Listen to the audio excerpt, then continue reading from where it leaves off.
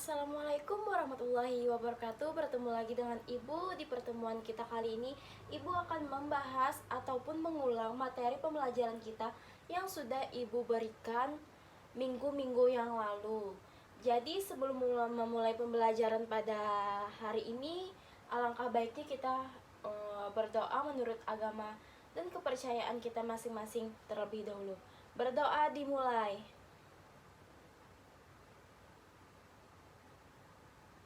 Berdoa selesai, alhamdulillahirobbilalamin. Baik, selanjutnya di sini Ibu langsung saja akan membahas materi kita atau mengulang materi kita, yang dimana materi tersebut ialah dinamika pelanggaran hukum. Jadi di dalam materi kita mengenai dinamika pelanggaran hukum ini dibagi lagi menjadi berbagai kasus pelanggaran hukum, macam-macam sanksi dan pelanggaran hukum. Dan yang selanjutnya ialah partisipasi masyarakat dalam perlindungan dan penegakan hukum. Baik, langsung saja di sini Ibu akan menjelaskan mengenai materi yang pertama, yaitu berbagai kasus pelanggaran hukum. Di sini ada yang tahu dulu apa itu kasus pelanggaran hukum? Ya, jadi pelanggaran hukum merupakan bentuk ketidakpatuhan terhadap hukum. Di sini ketidakpatuhan terhadap hukum dapat disebabkan oleh dua hal. Yang pertama, pelanggaran hukum oleh pelaku pelanggaran sudah dianggap sebagai kebiasaan bahkan kebutuhan. Lalu yang kedua ada hukum yang berlaku sudah tidak sesuai lagi dengan tuntutan kehidupan. Lalu di sini berbagai contoh pelanggaran hukum yang ada di lingkungan masyarakat, sekolah, keluarga, dalam lingkungan bangsa dan negara. Yang pertama dalam lingkungan keluarga nih, kita bisa ambil contoh seperti mengabaikan perintah orang tua. Yang kedua, mengganggu kakak atau adik yang sedang belajar. Yang ketiga, ibadah tidak tepat waktu. Lalu yang keempat, menonton tayangan televisi yang tidak sesuai dengan batasan usia kita. Lalu yang kedua dalam lingkungan sekolah. Ada yang tahu contohnya? Pasti kalian sudah mengalaminya dan bahkan melanggarnya, pastikan? Yang pertama nih, pasti menyontek sesama teman, ya kan? Lalu yang kedua ada datang ke sekolah terlambat. Lalu nih yang ketiga ada apa? Ada yang tahu? Tidak memperhatikan penjelasan guru, lalu tidak mengikuti pembelajaran nih. Seperti contohnya teman kita tuh, ada saja yang tidak mengikuti mata pembelajaran Ibu ataupun mata pembelajaran yang lain. Lalu yang terakhir, yang kelima, yaitu pasti dari kalian semua, Ibu jelas banget ngelihatnya, berpakaian tidak rapi, tidak sesuai dengan yang ditentukan oleh sekolah. Jadi dari kalian semua janganlah pernah ataupun ingin melanggar hukum yang dari hal kecil ataupun ke hal yang besar. Nanti akan menjadi kebiasaan dalam diri kalian semua untuk melakukan pelanggaran hukum. Contohnya saja tadi sudah di lingkungan keluarga, di lingkungan sekolah kalian sudah seperti itu, bagaimana nanti di dalam lingkungan masyarakat ataupun di dalam lingkungan bangsa dan negara. Lalu nih contoh yang ketiga dalam lingkungan masyarakat, pasti sudah dari kalian pernah kan melakukannya. Yang pertama apa nih? Mangkir dari tugas ronda malam bagi yang mendapatkan piket ataupun bertugas untuk jaga malam di lingkungan sekitar rumah kalian.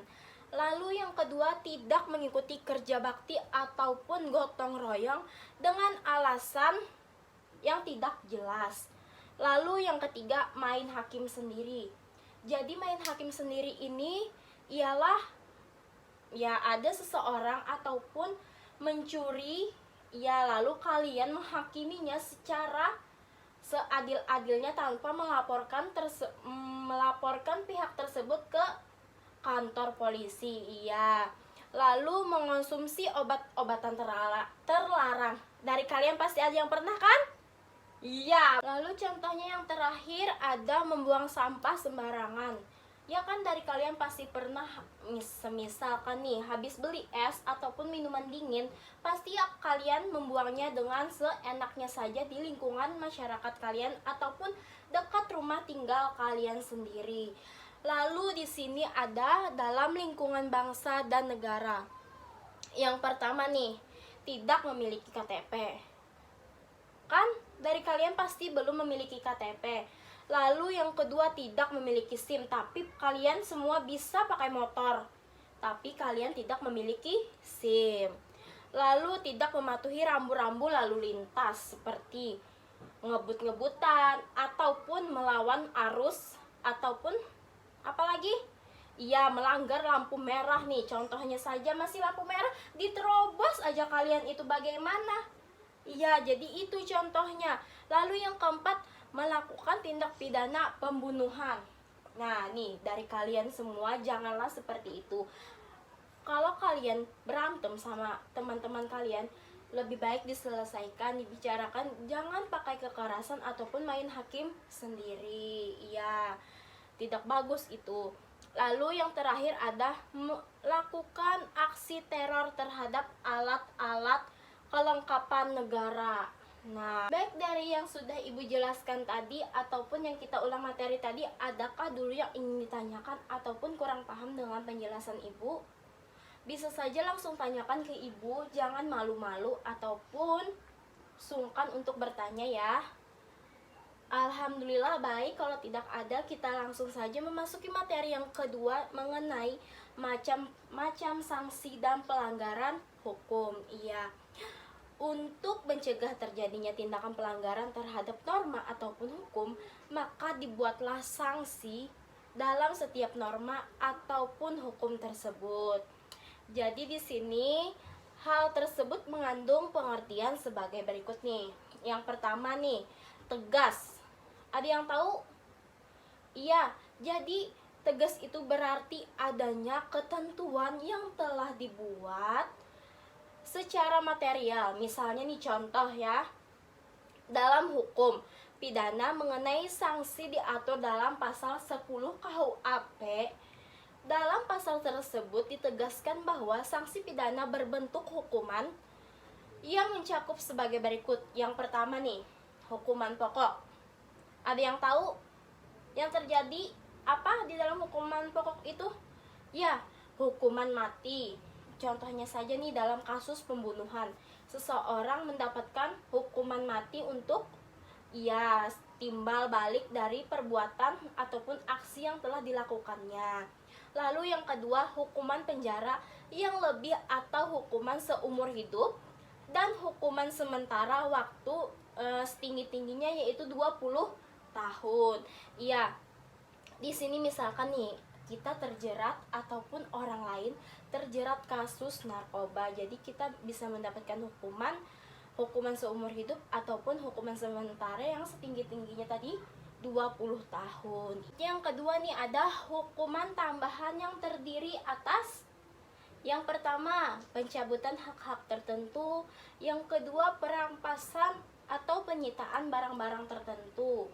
Lalu yang ketiga, pengumuman keputusan hakim. Ya, seperti itu.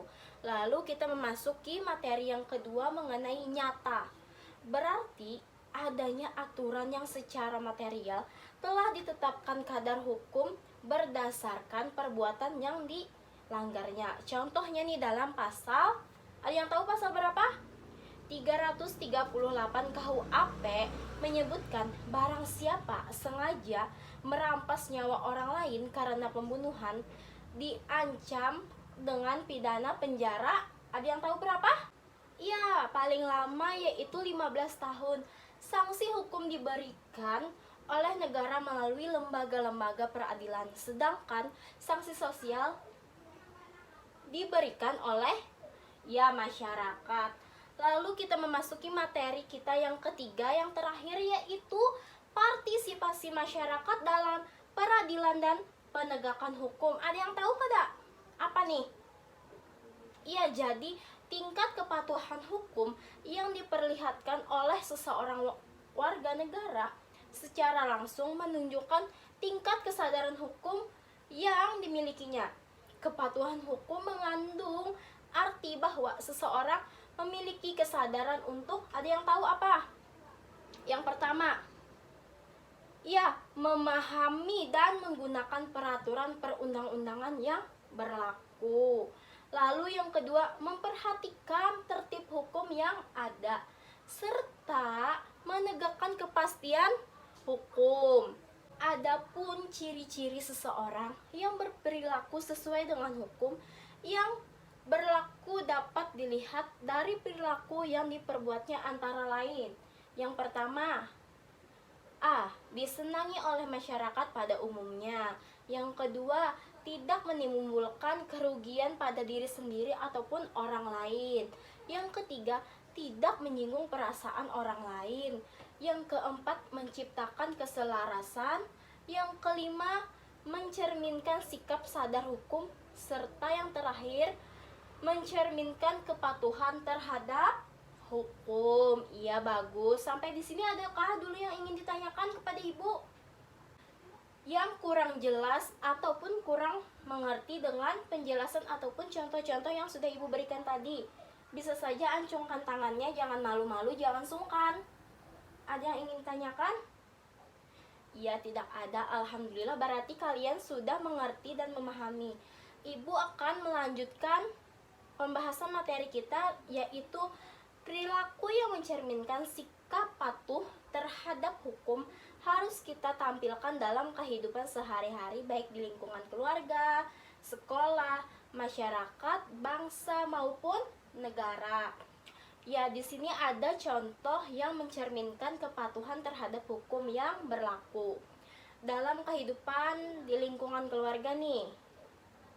Yang pertama ada yang tahu?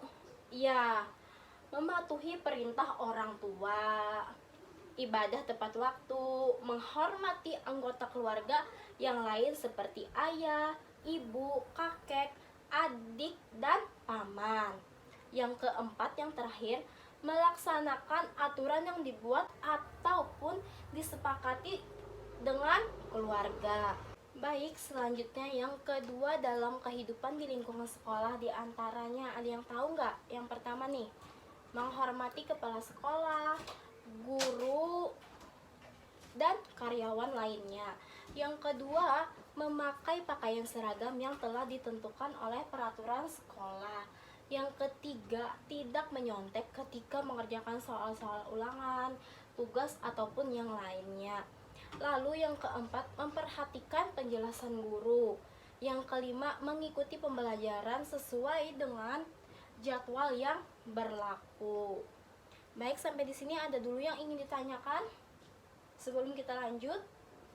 Ya, alhamdulillah. Kalau tidak ada, Ibu lanjutkan ya. Lalu di sini yang ketiga, dalam kehidupan di lingkungan masyarakat nih. Yang pertama, melaksanakan setiap norma yang berlaku di masyarakat, melaksanakan tugas ronda, ikut serta dalam kegiatan kerja bakti. Yang keempat, menghormati keberadaan tetangga di sekitar rumah. Yang kelima, yang terakhir, tidak melakukan perbuatan yang menyebabkan kekerasan di masyarakat seperti tawuran, judi, dan mabuk-mabukan. Lalu di sini yang terakhir, yaitu dalam kehidupan di lingkungan bangsa dan negara. Yang pertama ada bersikap tertib ketika berlalu lintas di jalan raya. Yang kedua, memiliki KTP. Yang ketiga, memiliki SIM. Lalu ikut serta dalam kegiatan pemilihan umum. Yang kelima, membayar pajak. Dan yang terakhir, membayar retribusi parkir. Baik, sampai di sini adakah dulu yang ingin ditanyakan ataupun kalian kurang paham dan mengerti penjelasan dan contoh yang Ibu berikan tadi? Alhamdulillah. Kalau tidak ada, maka Ibu akhiri kelas kita pada hari ini. Ibu cukupkan sampai di sini. Salah hilap mohon maaf. Ibu akhiri. Wassalamualaikum warahmatullahi wabarakatuh. Terima kasih semuanya.